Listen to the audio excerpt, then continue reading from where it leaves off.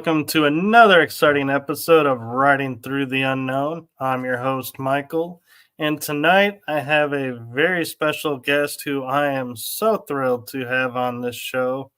And I am going to skip over the housekeeping because really don't really have much housekeeping right now. So I am going to forego that to give as much time to my guest as possible because I know you all will be so thrilled with what he has to bring to this show.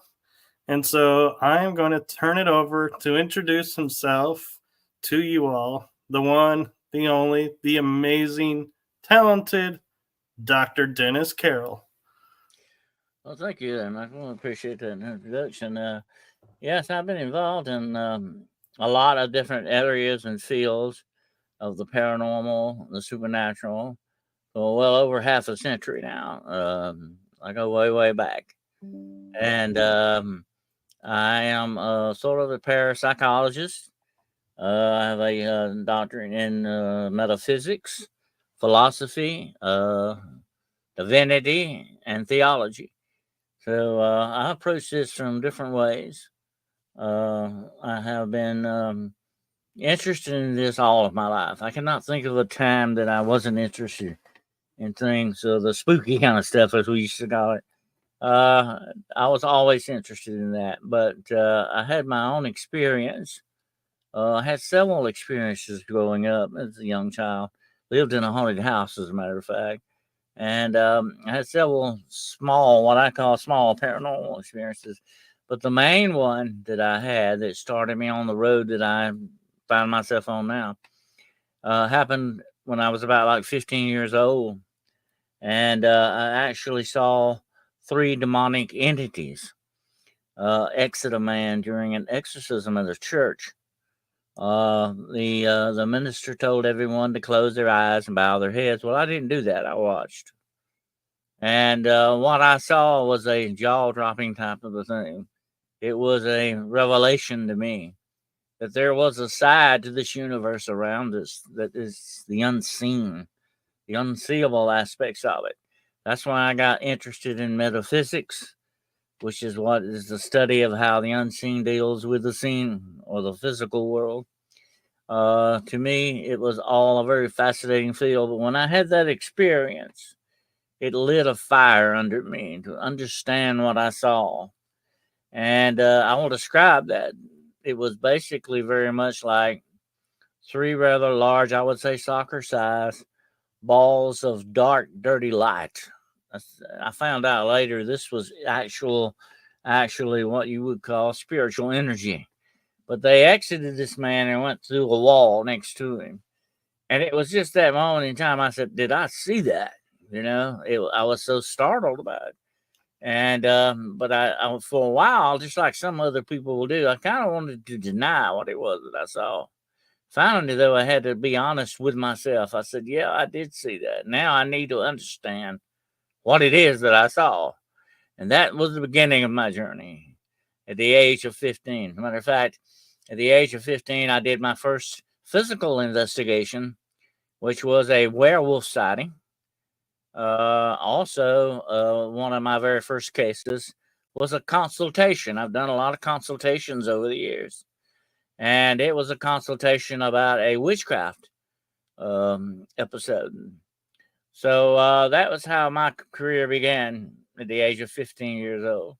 And it is still ongoing now, like I said, for well over half a century. I'd say probably around 55, maybe 56 years that I've been in this field, different fields of the paranormal. And like I said to you earlier, I like the whole pie, not just one slice of it.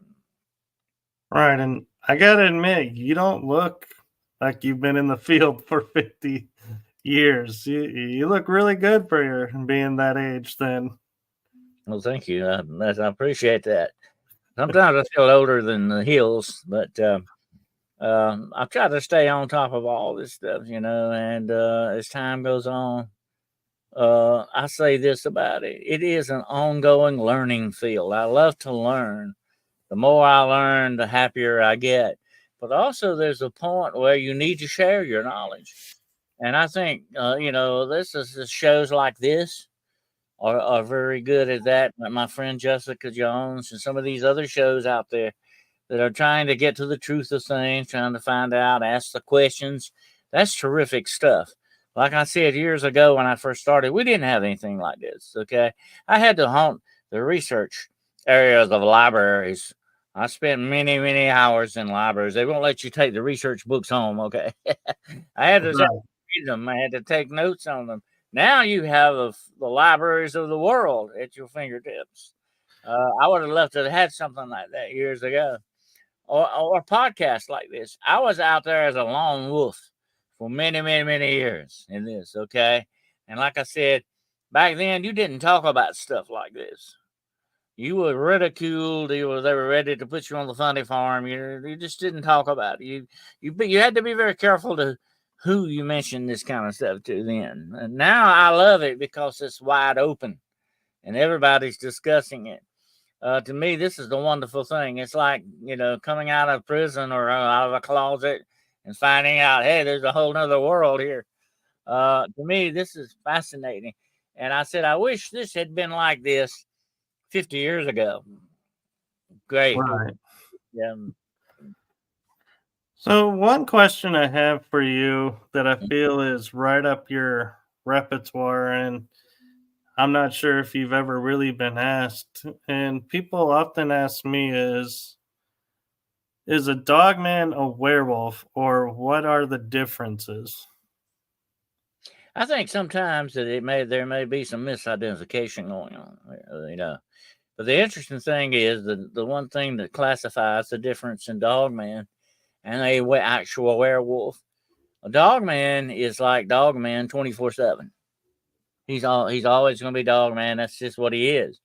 The werewolf, on the other hand, could be your next door neighbor, could be your Sunday school teacher, could be the boy that bags your groceries at the grocery store. It could be anybody. But when they put on the belt, when they do the practices, the dark magic, witchcraft things they do to become werewolves, they are doing like what skinwalkers do.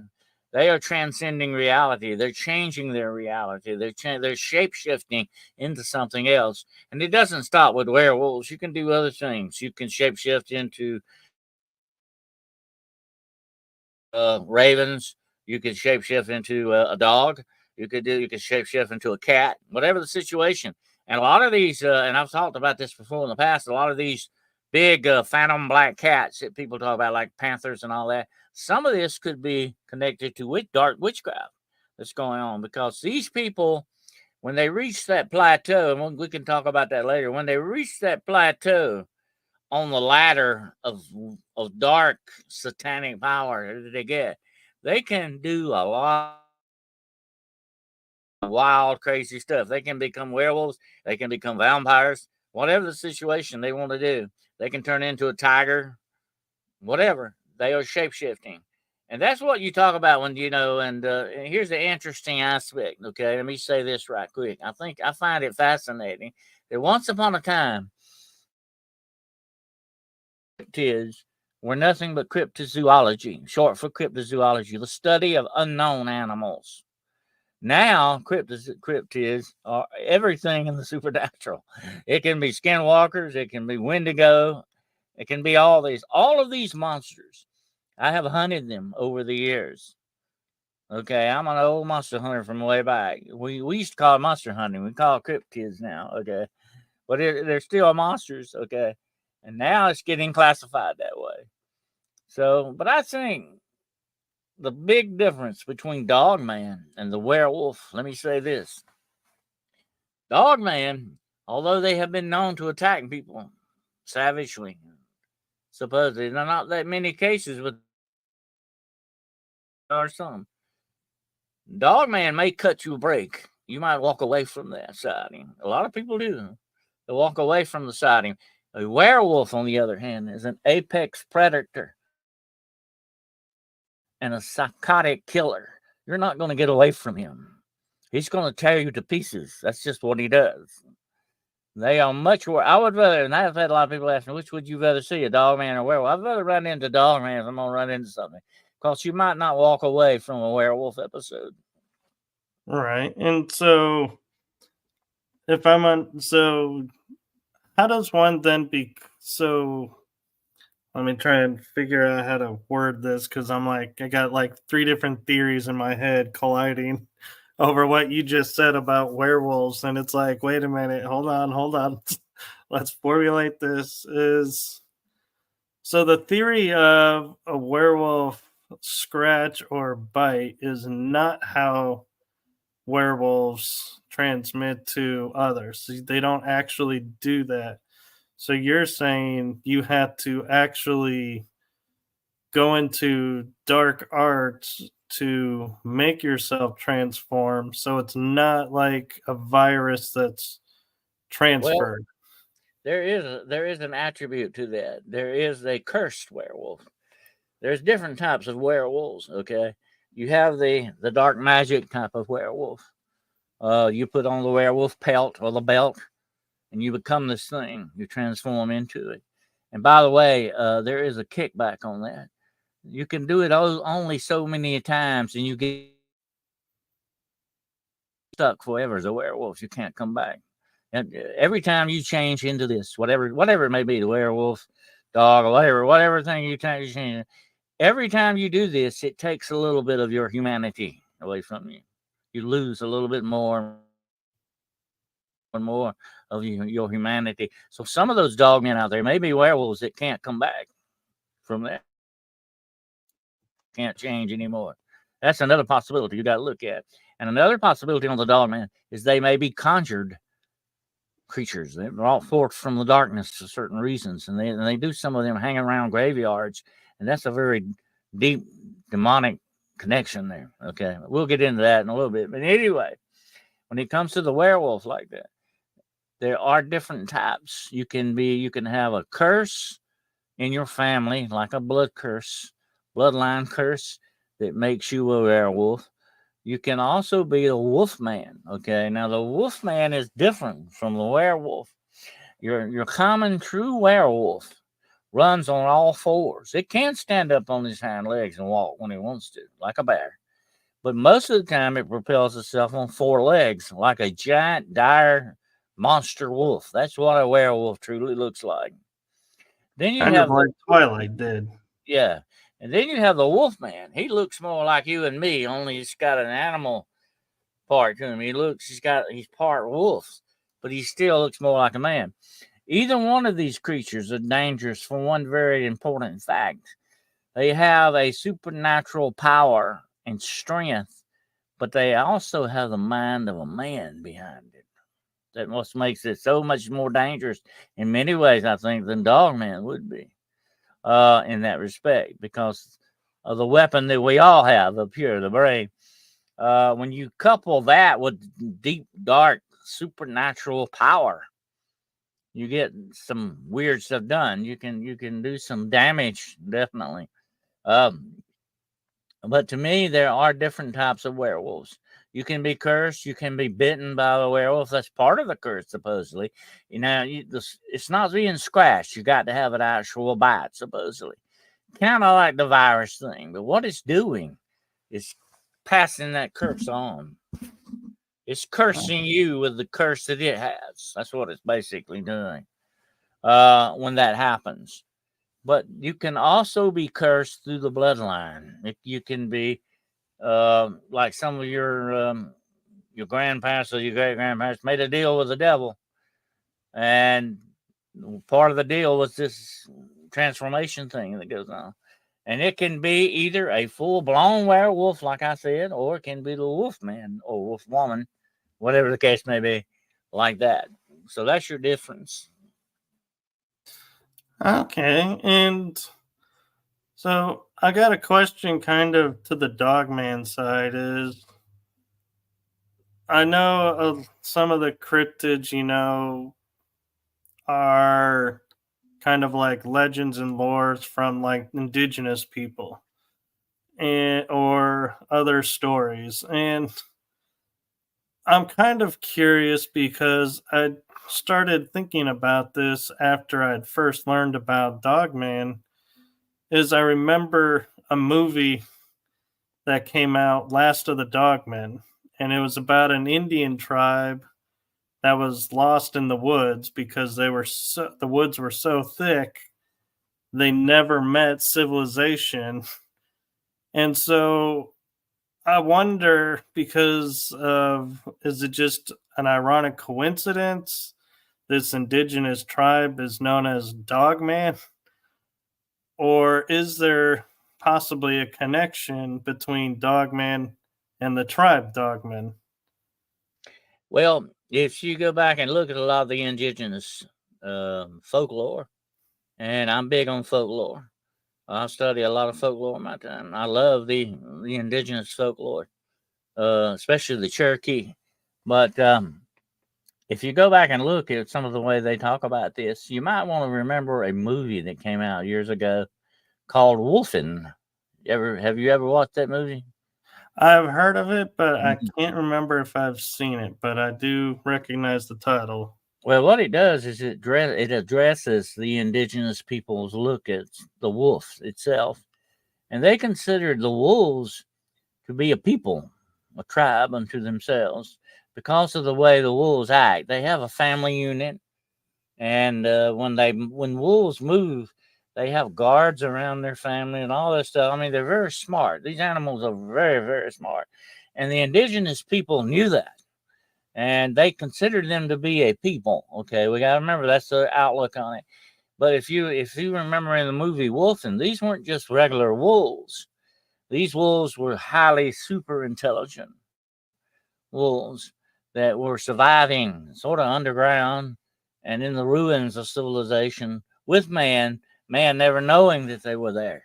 Okay. I think a lot of this is what reflects on the dog man because supposedly the wolfen could stand on two legs and walk around. Okay. Like that. Like I said about the werewolf, the wolfman type thing. The wolfen could do that when they wanted to. The indigenous people talked about it. I think that is where your beginning of the dog man starts, okay, that we know. But I think there are different dog men out there. Like I said, I believe some of these things could be conjured. They could be dark creatures brought forth from the darkness for dark witchcraft purposes. You can conjure these things up.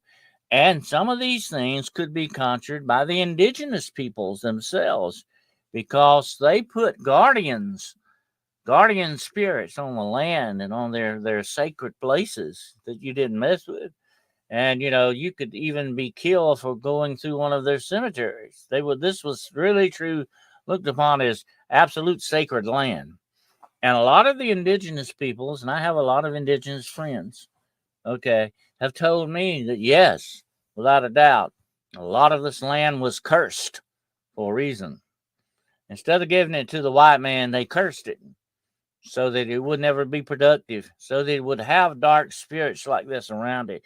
It would always cause you trouble in all the situations. It could be the dog man on some of them. Now, I'm not saying all of them. It could be a factor in some of the dog man sightings. That what you're dealing with are things like this instead of just a regular, dog man that we think about when we talk about it as a cryptid. I believe there's more to dog man than meets the eye. And All right, and here's one more factor, Michael. There is a demonic connection with some of this dog man stuff going on. They're hanging out in graveyards. They're visiting people in jails.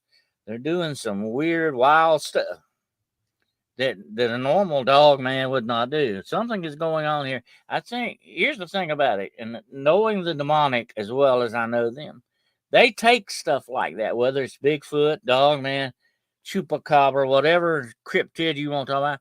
The demonic can use them for their own purposes sometimes. We got to realize that. Also, and then I won't get into that tonight because that's a whole nother show for another time. But there are also government connections in here that I believe without doubt the demonic is running parts of our government. Okay, or they're deep embedded in it, and there are certain factors of the government that are interested in things like Dogman and Bigfoot and giants and all this other stuff. They are I was approached many years ago. They tried to recruit me in the CIA. Okay. And the guy that talked to me that day told me something very interesting. He wanted to recruit me because I was a demonologist, because I knew about demonology. And I didn't join. Okay, by the way, I didn't start working for the company. I said, "Oh no, thank you. I don't want a burn notice. When they put a burn notice on you, they burn you down. You know what that means. The only way you get out of the company is through the morgue." Okay. But anyway, he said one interesting thing to me. He said, "We want people like you that have supernatural talents or know about this stuff." And that's the one question that slapped me in the face, Michael, when this happened, was why do they want to know that? Why are they so interested in that? There's a reason.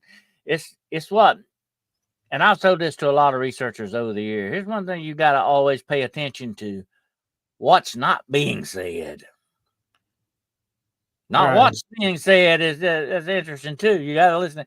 But what's not being said is something you got to pay attention to also. What's not being told. And I think let me throw this out there, okay? If they want people with supernatural talents, have they got people that can turn into werewolves? Do they have witches on their payroll? Do they have other things going on that we don't know about? Is Bigfoot being used by them? Is Dogman? Absolutely. Let me tell you one thing about the government that we do know without a doubt tonight. I can tell you this for absolutely 100%. They weaponize everything. That's just the way they look at it. Okay. They weaponize everything. They would not stop at weaponizing Dogman. Not not in a heartbeat. No, and what's interesting is I was going to share with you is I had a guest on two other shows that I'm on, and one of the things that he was sharing with me that caught my interest was there's cryptids of a large amount in the area where he's works at, and in the 1940s there was a nuclear plant or something to do with nuclear in that area, so they needed protection. And the dolphins, he was saying, being that they can't go into certain waters, couldn't operate in this water, so they needed something else. So the Department of Energy tapped a gentleman who created a super trout, I think it was, that was bigger, bred faster, and had more meat on it, and said, "We need you to make alligators that are super soldiers and other creatures."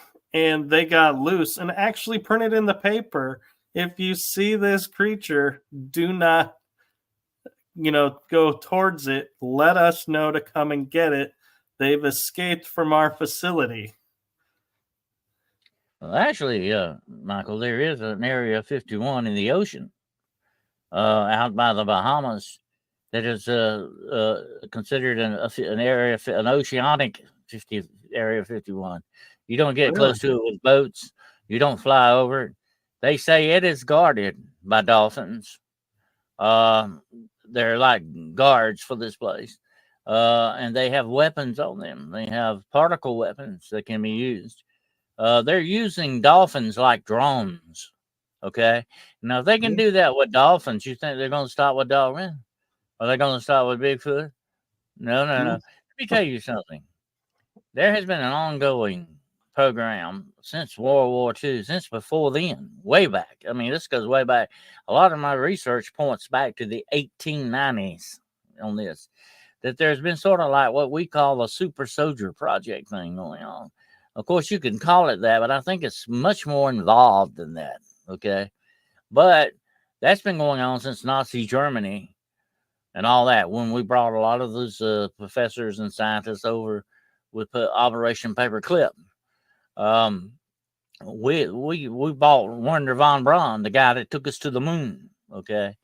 And I'm not going to talk about Jack Parsons, who helped him do that. By the way, who was a disciple of Aleister Crowley, by the way. Anyway, Those are the guys that took us to the moon. One of them was an ex-Nazi SS soldier, okay, an officer. I have seen pictures of him wearing the Run Braun in his SS uniform. Okay, that's what we brought over here and got working for us. That's what we know. Okay, that's what we know about this. But all this stuff is very deeply involved. And let me say this, okay, and in going back with my research, it's not only super soldier things; it's hybrid stuff. Well, they're trying to hybrid things like with people and with apes and all these other different things. This experimentation has been going on for well over a century. Okay, and it is still ongoing. They are weaponizing animals, cryptids, whatever you want to talk about. They have robotic mosquito drones that can land on you and take your DNA, and you won't even know it. Okay, this is wild stuff, but it's real. A lot of people, I've confronted a lot of people that say, "Oh, come on, this is science fiction stuff you're talking about. This is something somebody made up." No, folks, this is real. This stuff is really out there. They have particle beam weapons. Yeah. That can destroy whatever they want to. They have, let me tell you this, and you got to look at it this way. The technology we have right now in our lives, it includes microwave ovens, smart watches, and phones. This technology we have right now is 100 years behind what the government. Think about that a moment. No, that's very true. And a lot of times I hear even like our advances in technology, like, when we got cell phones, flip phones, and they all credit it to Star Trek. And I'm like, yeah, Star Trek made it public what the military was using 30 years prior and got permission to disclose. Oh, yeah. But it's Definitely, not where it comes from. It comes from another source, and it's like nobody Well, wants to consider that. I believe without a doubt, instead of it being alien technology. And like I say, this is my own take on this and what I found out in my own research. I talk about this in my book, The Road Unseen. It's aliens, all right, but it's not the kind of aliens people think. They're not bug-eyed creatures from Alpha Centauri. They're not the Anunnaki that you think that they are. These things are much more deceptive than that. They are fallen angels in my book. That's what my research points to these being. They can masquerade as gods. They can masquerade as a lot of things. They have done that. You can call them Zeus, Odin, whatever name you want, Amun Ra, whatever name you want to give them. That's what they've used over the years to fool people into believing different things because they're egotistical maniacs, too, by the way. They like to be worshipped. But this technology that the government is getting, and this is why the government is so interested in demonology, okay? The technology that they're being given, it's being given to them by these fallen ones. This technology, they have their own technology, okay, by the way. They have what I call celestial technology. That goes far beyond anything we could do. They're just giving us little pieces of it so that we can sort of be weighed down in the quicksand of our own quagmire. That's what it's all about. They're seeding us for our own destruction in many ways because that's the way they work. That's the way these dark shadow operatives work in our world. And that's why my show, one of the reasons why I named my podcast Hunting the Shadows. Okay, there's a lot of shadows in this world, and what we need to do, shows like this and other ones, our main objective is to pull the darkness out of the shadows and into the light where it needs to be. And these Right. things are running the show behind everything in the shadows. And they're giving us this technology not for good purposes. AI, I talked about AI the other day, would be a wonderful thing. It may help people walk again, may help people hear and see again. That's wonderful when you think about things like that. The technology, but it's not going to be used for that. That's the bad thing about it. This technology, all of it, whether it's robotics, AI, DNA research, whatever the situation, every bit of this has been tainted with the virus of the demonic. They're into every aspect of our society and our civilization. It is like a cancer on us, an invasion of a virus of darkness, is what it basically is. And It's they kind of have like the Matrix. infiltrated everything, Michael. Yeah. Everything. That includes our science, our religion, our media, every aspect has got this in there because I have seen these forces face to face. I know the demonic is real, without a doubt.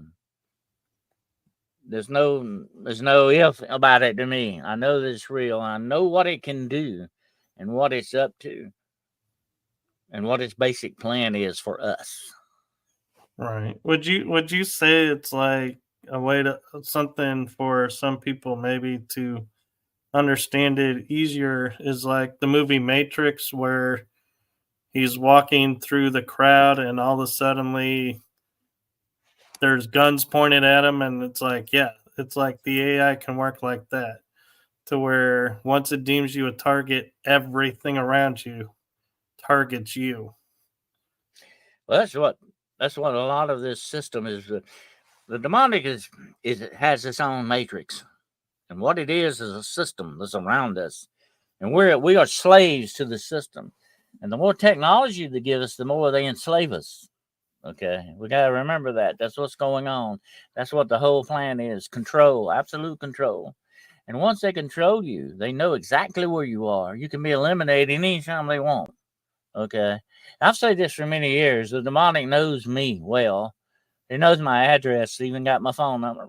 They know where I'm at because I have sort of tweaked their nose from time to time. They don't like that. They know that they can put you on the hit list. Believe me, I have been attacked in many different ways, and it's always ongoing. But that's okay. That's part of the territory. I'm not going to get into that tonight. But that's part of the thing is to know where you're at every moment, to know how to control you. What if I said today, Michael, that unless you do attend a certain class, you won't be able to access your bank account? That's coming. That's Yeah. going to come. Yeah, this thing, this system, this matrix. This is the real matrix. Okay, forget the movie. Forget about the movie. The real matrix is the world system set up by this fallen angel type stuff. Okay, that's what I call them. I have to call them that, the fallen ones, because they are the real aliens here. Okay, they don't belong here like you and I do. You and I are sons of Earth. We belong here. They don't. They invaded this planet years ago, many, many centuries back, and they're trying to run and take over everything. It's like I said. I said this in my book. The worst case scenario is the mother of all conspiracy theories. Is this okay? And I don't consider it a conspiracy theory anymore. Okay, but it would be this: we have been invaded centuries ago, and they are slowly taking over everything that we have tried to do and use it for their own purposes. And it's all about control. Eventually, to be able to destroy something completely, you must first do what? Control it. Yeah.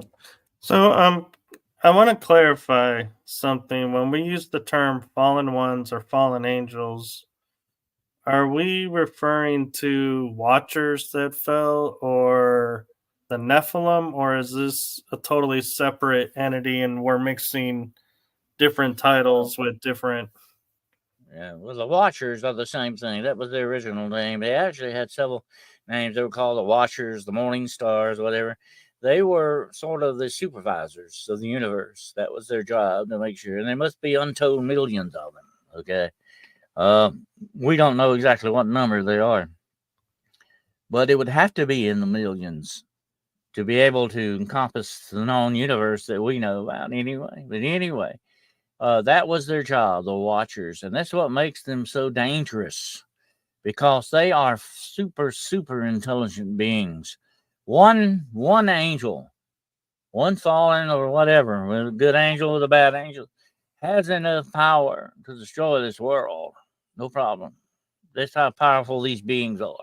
And like I said, they have their own celestial technology.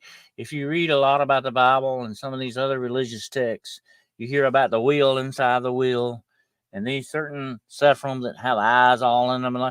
It sounds very much like robotics of some sort. If you go and look at it, you're talking about higher civilization than far past what human beings are. Okay. But these creatures are so old, Michael. They have lived to see and learn everything. Think about that. Untold centuries that they have watched and learned. They're super smart. I've come up against them and I know they are very super smart beings. That's what makes them so absolutely dangerous. Okay, when you're dealing with it, you got to understand that. That's the one attribute that sets them far apart. But now, when you talk about the Nephilim, you're talking about part of their plan. The Nephilim is the offspring of these things with human women. And this was a race of monsters, actually. They were giants. And when we think of giants, let's not think about the Jolly Green Giant, okay? These guys were bad news. They were monsters. They were cannibals. They eat people. Okay, and if you go back through folklore and look at all Jack and the Beanstalk and all those other things, what do giants do? They eat people. The echoes of our real history can be found in folklore. You got to look for it, but it's there. Okay, and just like every folklore of every culture on this planet talks about giants and witches and all that. Why does this keep popping up? Because these people encountered this stuff and remembered it. It's sort of like a racial memory, that's implanted in us. That's where folklore comes in, or as J.R. Tolkien called it, old wives' tales. But there's a lot of knowledge in this, which is why I study folklore so intensely. But the echoes of our history are there, and we need to look at them. But when you talk about the Nephilim, you're talking about a race of monsters. When these things were born, they weren't born like you and I. They tore themselves out of their mother. They killed their mothers coming out. Supposedly, they destroyed their mothers that way because they breached birth. In other words, they came out like that thing in the Alien. Remember that? Right. Yeah, I mean, they come out and they killed their mothers when they did because they were so big. They were monsters. Okay, they had supposedly had double rows of teeth, 6 digits on their hands and feet. These were different than you and I. That's why real men, human beings, feared them and wanted to wipe out the giants. You hear about this indigenous culture time after time after time, like the red giants of Little Lock Cave, the red-headed giants, and all that. Why did the indigenous people want to wipe these guys out? Because they were doing the one thing that was taboo to everybody all over this planet. You just don't eat human beings. But guess what? One of the main precepts of dark witchcraft and satanic power is partaking of the flesh of human beings. So that is a commemoration of what the Nephilim were all about. The Nephilim were a race of monsters. They really screwed up humanity, and it was the plan of the fallen angels to screw up the Creator's plan all along, mess up our DNA, and we have unfortunately, some of us have that Nephilim DNA still in us. It's still an ongoing plan. The plan has never stopped. It's still going on. And the plan is to undermine everything our Creator has created for us and eventually destroy us. So I wonder, when we hear of stories like David and Goliath, I find it interesting that a single pebble thrown from a sling hit on the forehead drops and kills a giant. But then I was reading somewhere where there was actually 2 giants there. And so it's like, wait a minute. Now if there's two, why do they only tell the story of the one? And if the giants, so to speak, even like Jack and the Beanstalk, where they cut the stalk and the giant falls to his death, if they're so vulnerable, so to speak, why is it that they need to be erased from history? And so that's kind of where my thinking goes sometimes, where talking about giants is, wait a minute, they probably are not as vulnerable and easy to dispose of as our ancestors thought, and they may have been unconscious and got up and walked away later, but it doesn't seem to me like they could have killed the giants so Well, easily. I think what happened actually on the field that day, Michael, was David incapacitated this giant, knocked him out. Because if you read on, he did pick the giant's sword up and cut his head off. Okay. Right. Goliath was dead. He was very unalived. Okay. Put it that way. When David got done with him, I think he was incapacitated. I don't know if the stone actually killed him. I think he more or less knocked him out, kind of thing, And the reason why that happened to the forehead is because his helmet, that was the one place where his helmet was not at. It was a really great shot when you think about it. And only a shepherd could probably have done that. Somebody who was very familiar with slings. I have used a sling like that when I was young, and it could be a deadly weapon, absolutely. But I think he was incapacitated by it because David went over there and got his sword and cut his head off. But Goliath, by the way, supposedly had 3 other brothers bigger than him. He came from a family of giants. There are other giants talked about in the Bible. There is without a doubt evidence, although mainland science will not say this, okay, what I'm about to say. Mainland science doesn't believe this, but that doesn't make it not so, okay? But they don't believe it. But there was plainly a race of giants on this planet, and they were not good guys, okay? They weren't happy, jolly, green giant guys going around helping anybody out. They were bad dudes. They were a race of monsters. You want to call them that. That's what they were. And that's why people wanted to wipe them out. Hopefully they were wiped out, supposedly mostly by the flood, but I think their DNA still remains. That's why there were some giants born later on, like the very famous incident of the giant of Kandahar and all this other stuff that went on. There are still some of them there. They may not be 10 or 12 foot giants, but they are still giants. Okay. Look at Bigfoot. And I have seen Bigfoot face to face. Okay. I ran into him one night in the woods. He is a big guy. All right. He could be considered a giant, especially by some people, kind of small people would think, hey, that's a giant right there, with got a lot of hair on him, but he's still a giant. Okay. Right. So I think that Bigfoot may play into some of this. If you go back and look at the biblical account of Esau, who was born, what Esau was born with red hair all over him. Where did that come from? That shows you, that's a pointer right there about how our human DNA has been messed up on purpose by these things. Right. You see a lot of pointers and clues. I have taught myself over the years. When I first became an investigator, I went to professionals, which is why I got into law enforcement later on.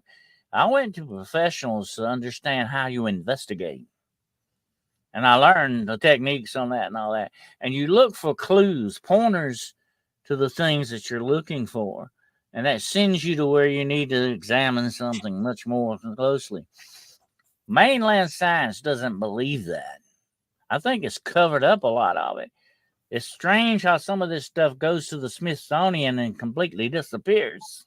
Right. I was about to mention the 2 giants that they found in Nevada that was in the papers, and then the next day Smithsonian arrives and nope, we never found giants. You don't know what you're talking about.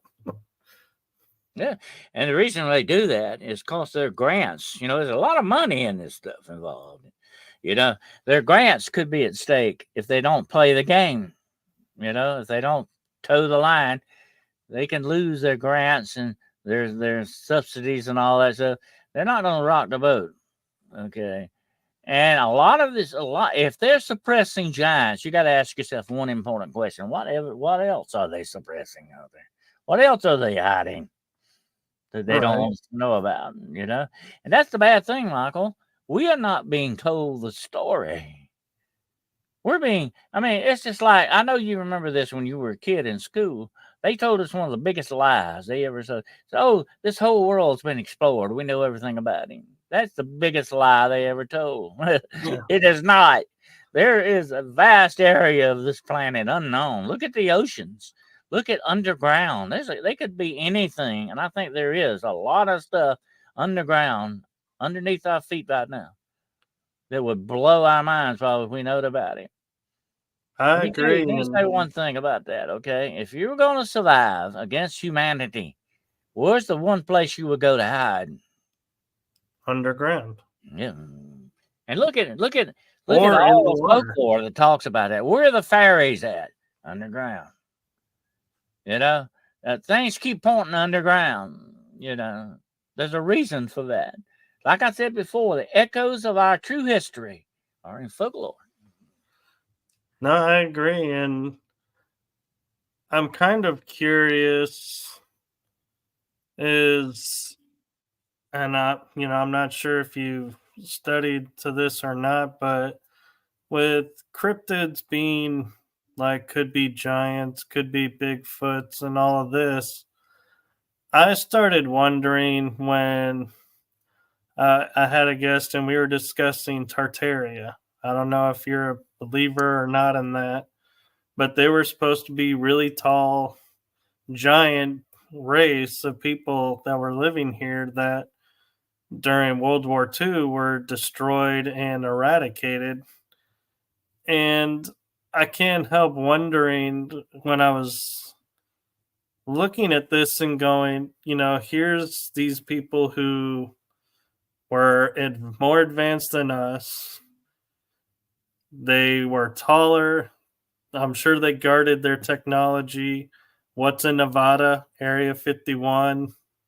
Giants found there. Could they have been protecting the gates in that area or portals or something? And I was asking this, and she was like, I don't know. It could be. So I'm wondering your take on that You're talking basically about Tartaria. Right. That's very well known. Well, I think it ties in to the Nephilim thing, okay? Because when you go back and look at the history of this world, Michael, everything back in prehistoric times was bigger. You had mosquitoes the size of eagles. You had trees. Look at the redwoods, how big they are. You had trees. You had fauna that was much larger than what. Everything was bigger then. Everything was different. It was a different world altogether than what we have with us today. The world has gotten older and changed, just like you and I. The older we get, the more we change. Sometimes we get real creaky about that. But anyway, that's the way this world is. The world is getting older and has changed. But back then, things were bigger and stronger and better. And so were people. Okay. And I think that there was a certain part of humanity. I'm not going to say smarter than everybody else, but some people spent their time in, so we say, a better way and developed things that other people didn't do. Okay. If you were a hunter gatherer, you spent most of your time hunting to survive, to live. When you look at true civilization, it began with the farmers. They weren't hunters anymore. They were farmers. They established farms, and guess what the farms did? Turned into what? Villages. You had the beginning of the seeds of civilization there. When men started to put their efforts in certain directions, things got done. I think some people may have done that, like the Tartarians that we talked about, and they may have been the offshoot of these giants, the Nephilim, because the Nephilim the offshoot of the fallen angels, and they were very, very smart guys. They gave us, like I said, and they're still doing it, giving us technology, but not for good reasons, for bad stuff. But I think Tartaria may be connected directly to Atlantis itself. But Atlantis, I think, may have been very much like that, or may have been part of Tartaria. And they were a race of very tall people because they were the offspring of the Nephilim, who were giants. You know what I'm saying? You've got that giant thing popping up again. Every time you turn around, the giants keep popping up wherever you go. Same thing with Tartaria. And I think that is a factor in it as well, you know. But I think that back then, I think people like maybe even Adam or Seth, Cain and Abel, they may have been bigger guys than you and I. They were prototypes. They were the first people. They may have been completely different than you and I. We may have lost a lot of that over the years and centuries, especially by the way that we lived our lives and the way we do things. I think, without a doubt, you've got that clue there to look at that points to that. I believe that there was at one time a place like Atlantis. It may not have been called Atlantis. Might have had something else, you know, but that's what Plato called it. Okay. Anyway, he got that from something. Everything comes from something. Everything has an origin. You know, I tell people that a lot of times. I've mentored a lot of groups and people over the years. I say, you got to go back and look for the origin, just like you're looking for dark money. Where's that coming from? And where's it going? You know, you got to look at the origin of all these things and try to figure out from there, kind of backtrack where it's come from and what it's doing and where it's going that way. And that's the origin of a lot of these things. And I think it points to the giants. It points to the Nephilim. It points to the fallen ones. Time after time. That's where the research goes. Now, a lot of people want to tag these fallen angels as aliens, and they are aliens, but not like what we're thinking about here. Not what mainstream. Not a star being. Oh, it is. Yeah. You're dealing with a whole, and they have their own celestial technology. Yes, without a doubt, they still do. Okay. But like I say, you've got the explanation. You've got the actual origin of these things. They might have called themselves the Anunnaki. They might have called themselves by different names, but that's who these guys are. Because they're very deceptive. They don't want the truth out. They are enemies of truth and light in the end. They don't want us to know the real truth. Because why? That would what? Empower us. You know, I told this, Michael, and you got to remember something like it goes with governments.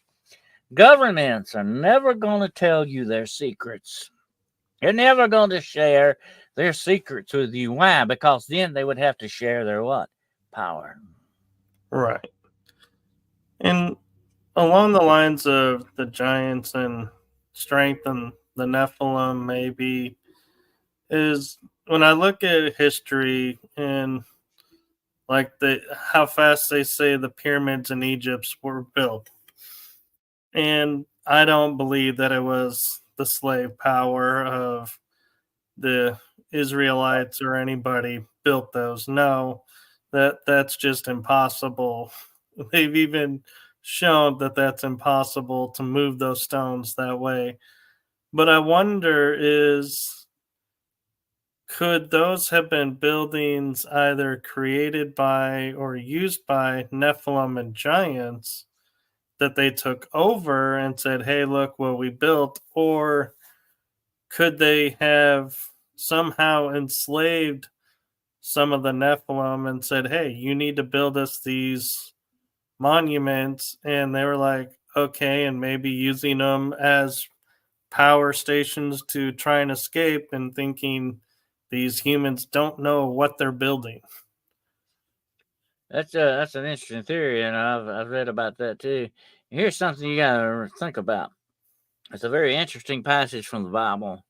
I'm a minister, so I know, I go by the Bible a lot, and it has a lot of it has a lot of pointers to it, definitely. And there was one account where the Israelites sent out scouts who came back and said, hey, that country, it's got people bigger than us.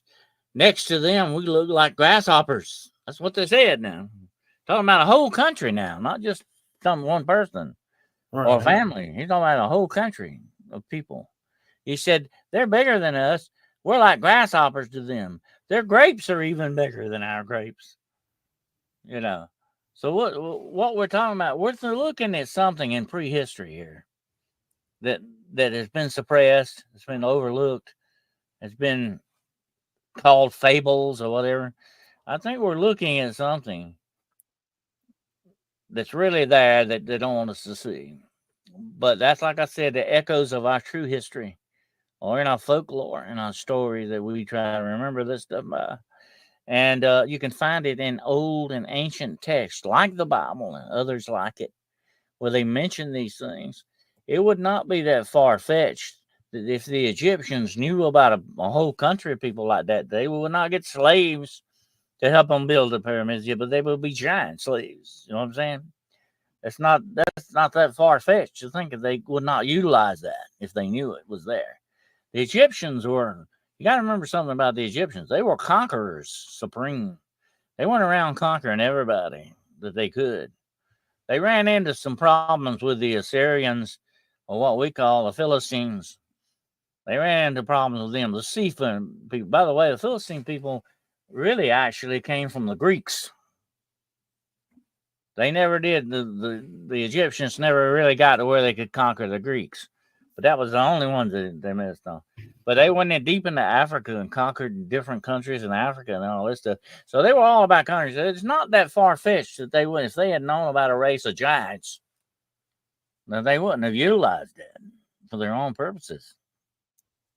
Right. And another thing too is, like we talk about, the history is in front of us, but we're not seeing it. Is when I was talking with Tyler and Aaron of Journey to Truth, we were talking about Eden, and we were saying, it's where the two rivers meet. Well, if you go by satellites, we know where they're at because one of the rivers dried up. But what if, and we were proposing, is Eden is not, being a garden, we assume all gardens are above ground, that they couldn't be a garden below ground. And with this hollow earth and inner earth and all that, could it be that we are looking at the right place for Eden, but we're looking at the wrong strata, that it's actually underground, but we're assuming it's above ground because of the word garden? Well, I think my own personal belief is that Eden itself was interdimensional. I believe it was another dimension, okay, from where we're at now. I believe heaven is in another dimension. I believe hell is too. Very much like the movie Constantine. Remember that, where he was to hell? It's just one step beyond our reality. It's in another dimension. That's what that is. And I believe these places are like that. They're interdimensional in that respect. So I believe Eden still exists, but it isn't in our physical world or realm. It's in a dimensional world. Let me say this about having dealt with demonic spirits a lot. I have seen them. I'll use the word transmogrify. In other words, they go from one reality to another. They can be spiritual and go into the physical realm. Okay. That can happen. They can actually take on the form of people, animals, sometimes even inanimate objects. They are supreme shapeshifters. Okay. And that is a big supernatural power. That is sort of like the Superman power. Okay. They all want that. They all use that, a lot of it, that shape shifting ability. But when you shapeshift, you change reality. Like the werewolf we talked about earlier. Man becomes a beast. He becomes the werewolf. He changes his reality. That's the way skinwalkers do. They change their reality. I know how they do it. I could do it if I wanted to. I'm not going to go that way. I mean, this is some real stuff. It can be done. but you got to do some very horrific things to accomplish it. You got to do some terrible things to accomplish this shape shifting, but it can be done. You change your reality. And I think a lot of this stuff, Michael, is not in our reality. Although it exists, it still exists. It's just not in our realm right now. If we could go there, and by the way, if you look at Eden, it is now barred. We got thrown out. You can't go back. It's guarded. So what does that sound like? It sounds like they shut down that interdimensional door. You can't go through it. Right. I have actually seen things that leads me to believe, without a doubt, that some of these supernatural beings definitely use portals to go to their different realms or different dimensions, or whatever name you want to give it. Different realities, I call it, because that's what it is to me. They use these, they utilize these. It would not surprise me if Bigfoot doesn't do that. And even Dogman, if they are supernatural minded spiritual creatures, they definitely can do that. Now, whether Bigfoot can change into a tree stump when he wants to, that's another conjecture on that. I'm not going to get into that now. Some people claim that. I don't know if you can do that or not. But anyway, some people claim that. I won't say this. The one I ran into one night deep in the woods disappeared very, very unnaturally from where I was at. And I was close enough to reach out and touch this guy. We made eye contact. And he walked behind a very large oak tree right in front of me. I immediately went around that tree and he was not there. I looked up the tree. I was looking for a hole in the ground. There was no way he could have got through the brush without me seeing or he hearing. Was gone. He was just gone. And I've had a lot of people ask me over the years when I give them this account, because I was close enough. I could feel his body heat. I could smell him. Okay. I was looking at him right now. I mean, he kind of had like a shocked expression on his face. Like, oh, what are you doing here? I mean, it's sort of like, not real bad, not real big, but kind of like, what are you doing here? Kind of a look on his face. I'm sure I had the same look too, by the way. Anyway, when he stepped behind that tree, he was just gone. He wasn't in my reality anymore. That's all I can tell you. I don't know where he went. I've had a lot of people over the years say, what do you think, Dennis? Where did he go? I don't know. But he was there one minute and gone the next, and he was gone in a way. And I've seen every animal that moves. I've seen bears. I've seen mountain lions, wolves. I've seen every one of them that moves, and he did not move that way. And what's interesting is I tell a lot of people when it comes to Bigfoot, I'm like, yeah, I think that they travel through portals, and that's why we don't really find like nests of them around, because I don't think they actually truly live here. This may be like, for some strange reason, a vacation spot for them. And I said to someone, and if you look, it's interesting how all the photos that are pretty decent quality of Bigfoot is the only thing blurred out. You can make out the trees, you can make out the location of where he's at, but he's blurred. And I said, if you take two portals and you're in the center of it, all that energy going back and forth, the camera's not going to be able to focus on that spot. And maybe so, Michael, I just walk throughs. Maybe they're walking through. You know what I'm saying? Going from one point A to point B, and we see them once in a while. right. That's a possibility. And let me say this about taking pictures. And I've had a lot over the years.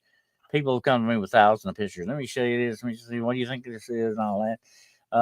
I got to the point where I say, oh, well, unless I wasn't there when the picture was taken and I didn't take it or whatever, I can't vouch for it. Okay, I can give you my opinion, but that's it.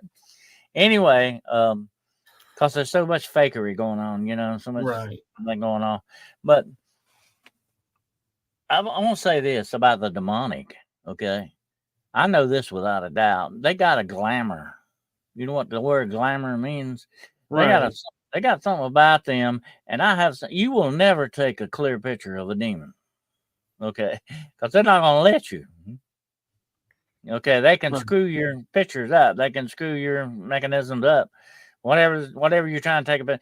If you get a good picture of a demon, you are incredibly lucky. You've won the lottery, okay? Because they don't not usually going to be around very long. Yeah, and Bigfoot's the same way. Even this same problem crops up with UFOs. Okay, who's driving the UFOs? By the way, if they are fallen angels, like I said, they got the glamour too. Okay, they're not going to let you take a clear picture of their ship. They don't want you to. And ironically, what's funny is, we talk about the government and their ties is they've made public now that even the CIA has a spray that they spray on themselves, and you go to take a picture and it looks like it's a person of light wearing clothes. There's no identifiable features whatsoever. What do you think? Where do you think they got that technology at? Right. Mm-hmm. I mean, that's why we got to keep going back, looking at the origin. Where did it come from? Why is it that way? Like I said earlier, they're being given technology by these fallen angels. Okay, I call them the fallen. Okay, the fallen gives them this technology for certain purposes, to screw up things and really, do whatever their nefarious plans. They have a basic plan that they stick to, but that's what a part of it. They're just giving us stuff. It's like me giving a 5-year-old a loaded revolver. Sooner or later, something bad is going to happen with that. Right. But if I did that on purpose, that would make me a very evil person, would it not? Well, that's just what they're doing. They're giving us loaded revolvers, hoping we'll finally do ourselves in. That, and I agree. And I find it interesting is there is talks of, and I kind of want to give credence to this, that like Bigfoot is, if you're looking to hunt, kill a Bigfoot, you're never going to find one. It is so smart, it's never going to reveal itself to you. Mm-hmm. But if you're like your example where you were walking in the woods, no real intention of killing a Bigfoot, and you ended up coming face to face with one, I feel like that's because they know and they can read the energy of the person well before you're in visual range of them, so they have time to do whatever they need to do to escape or make themselves known. But I feel like that is a big proponent, is if you are of a certain mentality and a certain energy of yourself, the Bigfoot will approach you. May not, come up and shake your hand, but it'll be like, hey, let me make a sound so you're on the right track or something. Whereas, that's the ultimate. I love the t-shirts where it says Bigfoot, the undisputed champion of hide and seek. Is he will never reveal himself to a threat. Well, I've done a lot of cryptid research over the years, a lot of hunting, monster hunting, definitely. And I've had people ask me, what happens if you were to get Bigfoot or Dogman in your crosshairs? Would you kill him? No, I probably wouldn't, because that's not what a true monster hunter is doing. You're not to bring in a trophy. And the only reason I would take the life of one of them would be a matter of survival. That sort of goes with everything, not just Bigfoot and all that. When it comes to your personal survival, all the rules will go out the window. You want to say, but I would think twice about doing it. Definitely about doing it. But let me say this: when you go to hunt Bigfoot, cryptids like Dogman, whatever, These things know you're 10 miles away, okay? They know where you're at. They know what you're up to. They know exactly what you're doing. These things are very sensible, very sensitive type creatures, okay? They know what your intentions are. If you're out there to kill them, they know that. You know, they realize what you're up to, I think, a lot of times. But if you're out there in a peaceable sort of way, you're probably going to have a positive experience, maybe, in that respect, okay? If you go out in a negative way, you may have a very negative experience. That's just the way that goes, too. But I will say this. Like I said, these creatures know you from 10 miles away.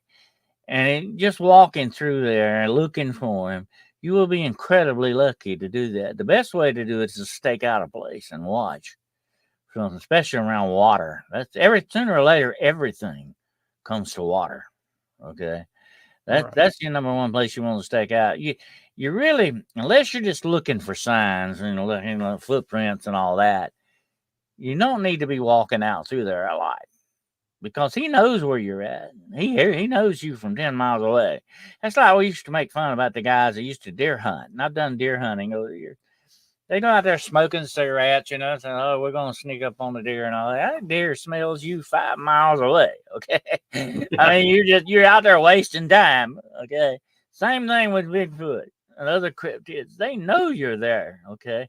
But here's one other thing, and I warn people about. There's a lot of talk about Dogman and Bigfoot being actually able to telepathically talk to people. Be very careful about that. That's another demonic tie-in thing there, okay? Do not talk to any creature with your mind. If any creature that touches your mind has invaded your personal spiritual space, that's a big no-no. You don't do that. And you don't want to deal with anything like that. I caution you very much. Be very careful along those lines, because what you're dealing with may not be what you think you're dealing with. Okay? Appearances can be deceiving. And if anything can touch your mind, you're dealing with a very supreme supernatural type being. Okay? Because as you and I, we can't do that, Michael. We're human beings. We don't usually do that unless you're a very extraordinarily different human being. We don't do that telepathically.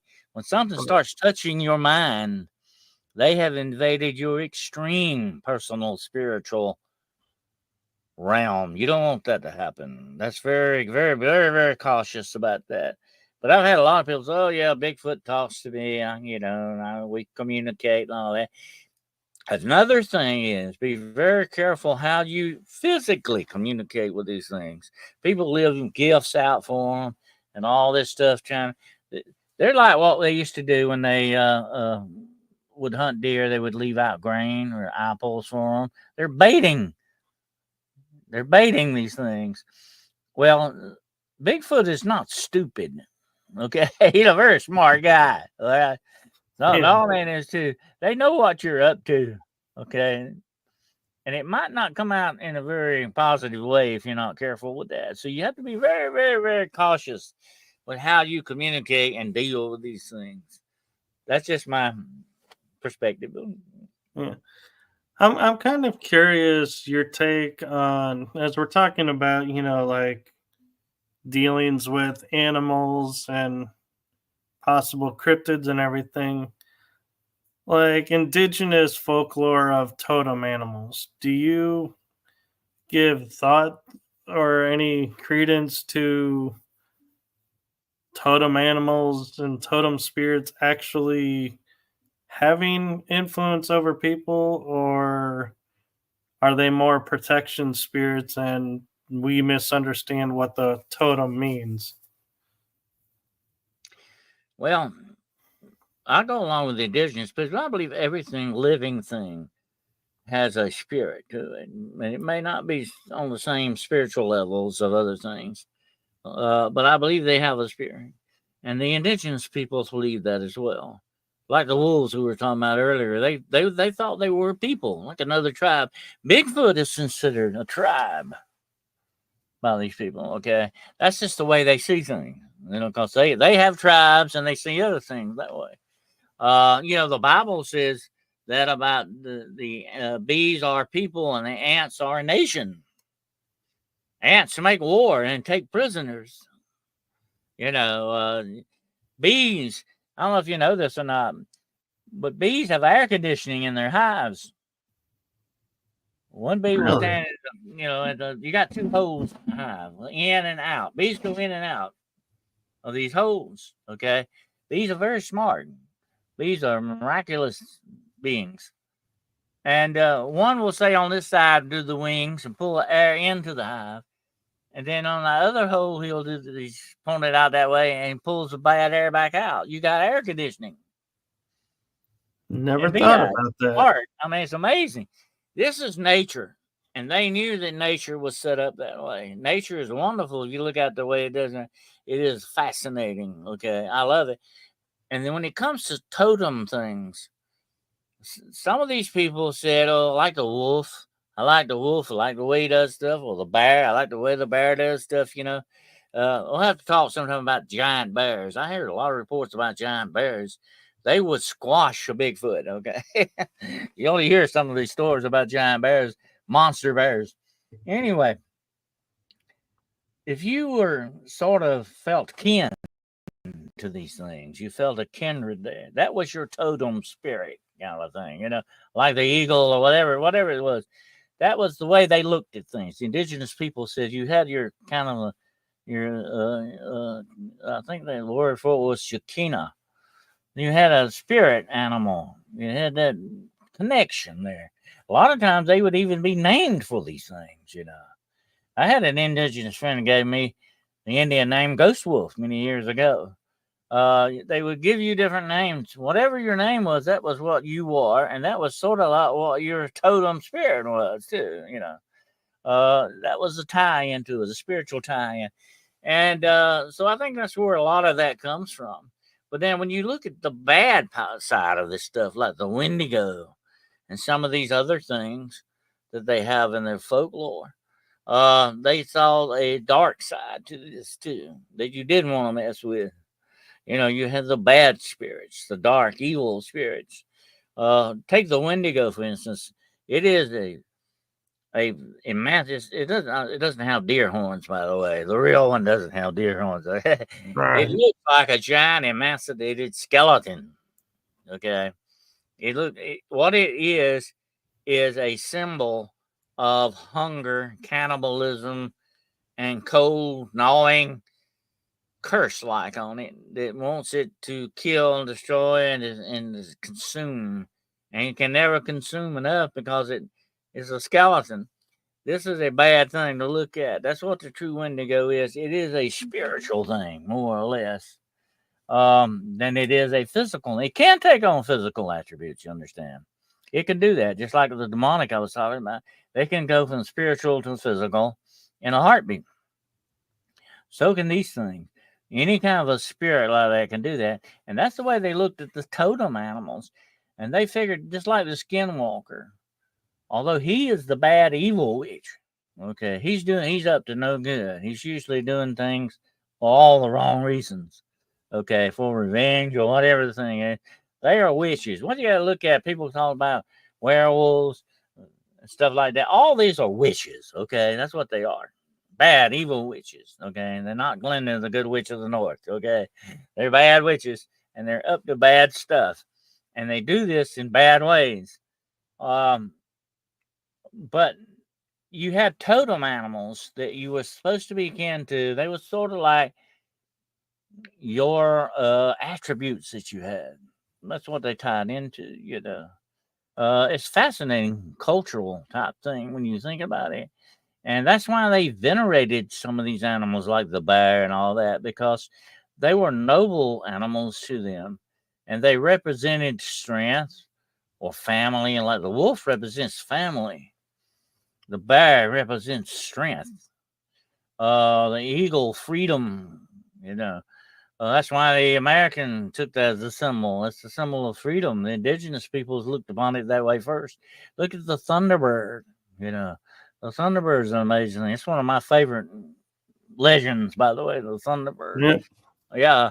Look at all these things. They had a spiritual connection to them as well, though, And that's where you get the totem animals and all that.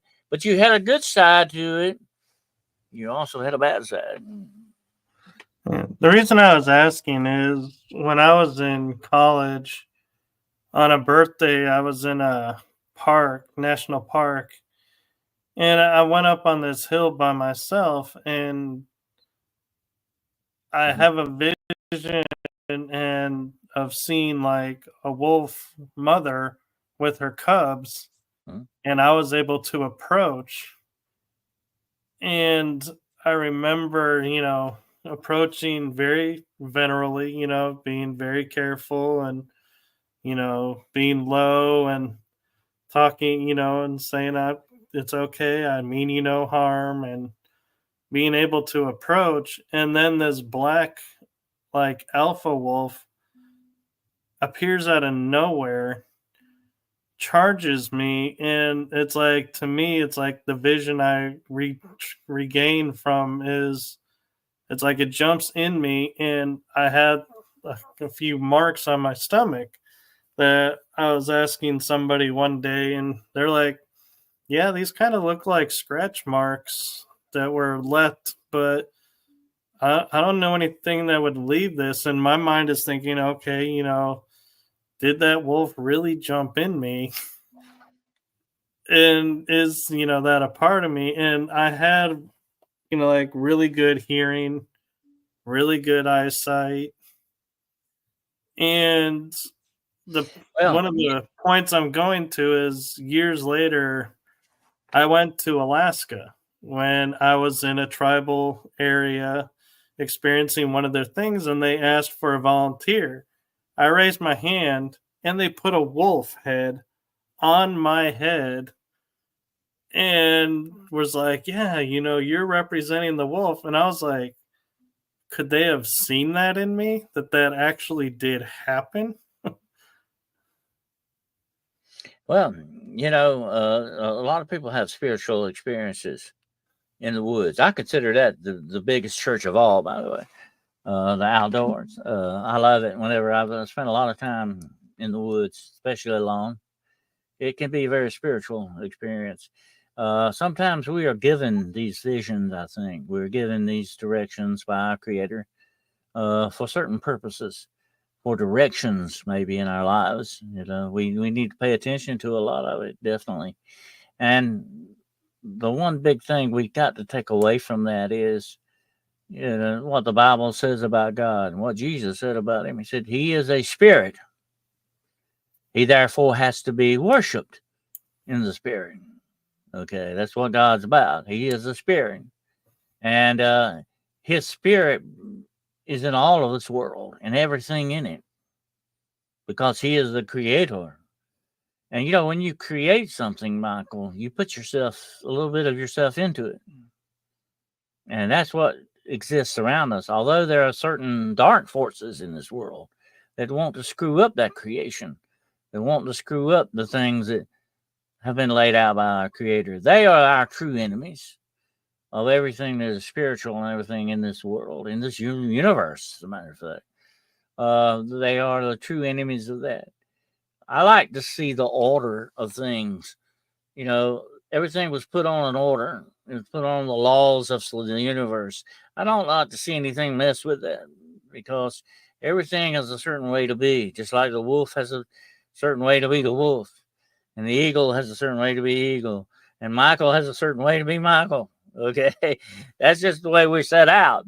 And when somebody tries to mess that up, bad things happen, and we're set to be certain ways. And I think our Creator in our lifetime, and we have to be very attentive to it, gives us directions sometimes. And I think you had a directional experience there that was showing you, a part of yourself that you needed to know. You know what I'm saying? I think sometimes we're given these gifts by our creators to understand a lot of things. A lot of times we don't listen, though. We don't watch and we don't listen. We don't learn from that when we should. You sound like you learned from it. And that's good because that's what it was all about. Something that you needed to be taught and something that you needed to experience. That is very profound. and a very, very nice gift to be given. Yeah, and what's interesting too is I didn't even think about this, but I've had three different people who I trust look at my energy and try to see what's going on, with what's happening. And each one of them has said, there is something unique about your energy that I've never seen in anybody else's energy, and it's keeping you safe. And I didn't think about this until, like you were saying, you reminded me when you were talking about the wolf, bear, eagle, and how they were representative. That could that be what the gift kind of was a level of protection in my energy field that is unique to me because of what I was meant to do. Yeah, that's a very good take on that. As a minister myself, I believe that we all have our guardian angels. We have them. I don't think you should pray to them. That's a no. That's a no. They're there for a certain purpose, though. They are guardian spirits. Okay, you got to look upon them that way, and I think they are there for protection, maybe sometimes for guidance when we need to be kind of pushed in a direction we need to go. Sometimes we're hard headed, though. Yeah. Sometimes we need to be directed. Absolutely. I've talked a lot about angels over the years. That's one of my all time favorite. I'm not that big. I've had to deal with demons a lot. Okay. I'd rather deal with angels anytime. Okay. I like them a whole lot better. I love angelology. And I think those spirits are with us not only in that capacity, but in the spirits of nature as well. You know what I'm saying? I think they move through those because they are the part of the creation of our Creator. They would definitely be in that too. Just like the demonic is trying to screw up nature and mess with all this other stuff, so do the real true guardians of the universe, the angels, guard and watch over nature itself and in the spirit of nature. Yeah. So I think, it's there. It's there definitely in a very profound and spiritual way. But we choose to ignore it a lot. But really we shouldn't. But I think it's there definitely. And I think that the spirit is all around us all the time. We just need to connect with it sometimes and understand why it's there and not be so hard headed unless it does sometimes and understand where we need to go with it. I think it's a very profound thing. Absolutely. I'm a very spiritual person myself. I like to look at spirit. I'm going to say this, and I'll say this about dogs and cats and stuff like that. Anything, whatever it may be, that can love, it's definitely got a soul. Okay. If it can actually express love, and I've seen cows love people, okay? I mean, think about that next time you eat a hamburger, okay? I've seen cows that can do that, okay?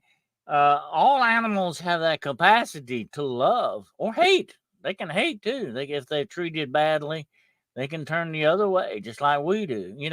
If somebody abused you, and there are a lot of people out there like that have been abused in their young lives, and it changes them, it warps them, it bends them in the wrong direction sometimes, or sometimes it can bend you in the right direction, depending on how your attitude is about it.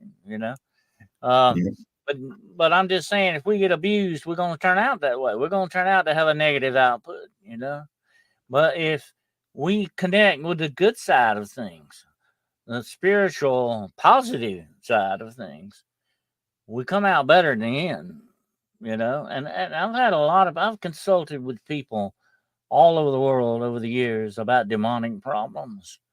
And I would tell them something that would blow their mind. I'd say, look, you got to remember two things when it comes to the demonic. One is they have no power over you unless you give it to them. And the other thing is you need to ignore them because they're just wanting to try to. I know people say, what are you talking about? Ignore them. You got to, because they're wanting acknowledgement. And if you give them acknowledgement, you give them what? Power. And you're letting the negative in. And you got to keep that positive attitude going. You know, I've had a lot of people come to me over the years and say, Dr. Carroll, what do I need to do to keep from being demon possessed? Or what do I need to do to keep the demons away from me? If you're worried about it, that's good. Okay. It means they haven't got you. If you're worried about it, you're in a good position. But look, you don't go walking down the street and boom, one day you get demonically possessed. It don't work that way. You have to open the door spiritually to these things. Okay. If you open a negative door, negative things are going to come in. If you open a positive door, positive things are going to come in. That's just the way that works. That's all the universe. Okay. That's just the way it works. And I've had a lot of people say, I just don't know why I have such a terrible life, because I drink and do drugs a lot and all that. Well, no wonder you have a terrible life. You've opened the negative door. Right. You let the negative, and that's what these forces are waiting for, Michael. They're waiting for you to kick that door open so they can come in. Don't invite them in, because once you invite them in, they're gonna live with you from then on. If you're not careful, they're gonna really screw your life up. You're giving them the ammunition that you don't need to. Never give your enemy ammunition. She's liable to shoot you with it. That's just the way that goes. Right. You got to take the power away from these things, and you do it the correct way by having positive things in your life. Open the door to the positives. It keeps out the negative. And when you deal with the positive, you got that love in you, you got that outlook, you got that good positive vibes going on with you, you got a good spiritual outlook, you have a good relationship with your creator. Whatever the situation is, that's going to form a positive barrier around you. And it's going to be like a bumper against the darkness. And one thing I find interesting, and I'm curious your opinion on this, is like when we hear these moral stories, like the scorpion that crosses the river on the turtle's back and stabs the turtle with his tail and kills him, and they're all like, well, why did you do that? Well, because I'm a scorpion. To me, I look at that story and go, why are we not looking at the turtle who knew he was going to get stung, but still did the right thing and helped him cross? Why do we look at the death side versus the act of the other one?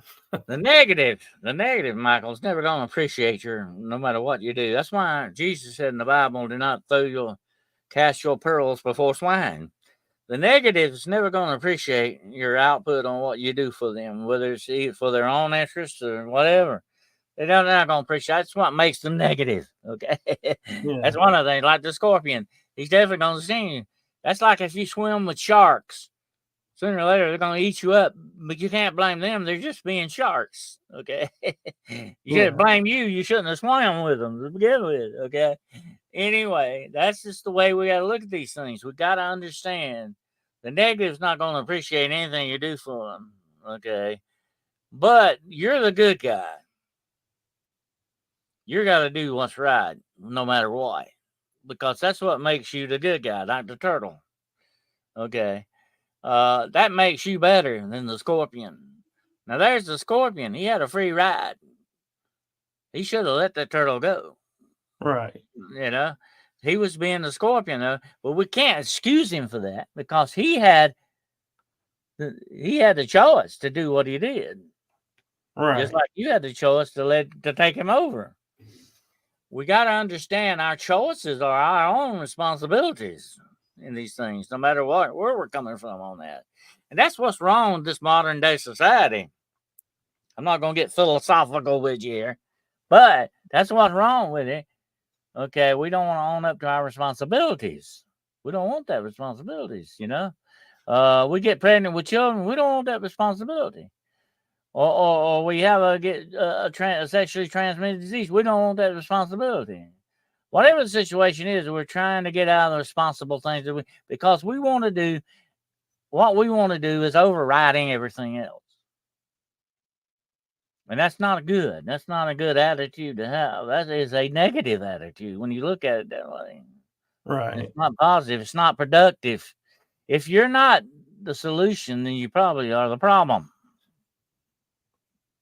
Right. And Dr. Carroll, I just looked at the time and wow, I'm surprised at the time. And I want to thank you for coming on and sharing this with us and sharing your knowledge. And I would like to take this moment to extend to you an invitation of if you ever want to come on again, I will happily have you on as a guest again. Oh, absolutely. Definitely. I enjoyed it. Well, thank you. And so, where can people find you if they have questions or want to get clarification on anything? Okay, I have 3 podcasts every week. All of my podcasts are on at 9 o'clock p.m. Eastern Standard Time. On Monday nights with Mr. Joel Fountain, I have a show called The Road Less Traveled. We do a lot of the offbeat stuff on that. Then on Wednesday night, I do my main number 1 show, Hunting the Shadows. And on Friday night, I do Paranormal Point of View. All those are at 9 o'clock p.m. Eastern Standard Time every week. And you can reach me at DennisWCarroll.com, my website. Or if you have any questions, observations, you want to tell me about anything, you can reach me at DennisWCarroll@gmail.com. My books are available on Amazon, Barnes & Noble. Just look up Dennis W. Carroll as the author. And also, from time to time, I'm seen also on Jessica Jones, the Cryptid Huntress. And that's where I can be found sometimes too. Yes, and I will say Jessica was a guest on my show and was a real pleasure and a treat. And so, yes, if you ever get the chance, go check out her show, The Cryptid Huntress, and check out Dennis's shows. They are full of great information and will help you with any topics that you're interested in. I guarantee you, I think I can say with what, 97, 98% authority that you'll have a show on those topics. Oh, yeah, absolutely. So thank you again for coming on, and I'm grateful that we were able to pre-record this episode. And reminder to everyone that this show was pre-recorded because our shows air an hour apart on the same day, so that's why we pre-recorded this, so you can get to watch Dennis twice in one day if you want to. You can watch him here and then on his show. And so, one thing I'd like to ask you, Dr. Carroll, is what is from your vast life experiences, what's a golden nugget you would like to leave this audience with? Well, it's something I said earlier about opening the doors. Let's all kind of, look for the more positive things in life. Let's keep a happy attitude in our lives and all that, and we will come out better. And I think in the long run, if we have that more positive attitude, let's get in touch with our Creator more and the spiritual side of our universe. We'll definitely be better for it. I agree. And thank you for that. And thank you to everyone who's going to be watching this episode. And do note if you do comment or ask questions in the chat while the show is premiering, we will look for those and we will try to answer those as best we can. So thank you to everyone watching.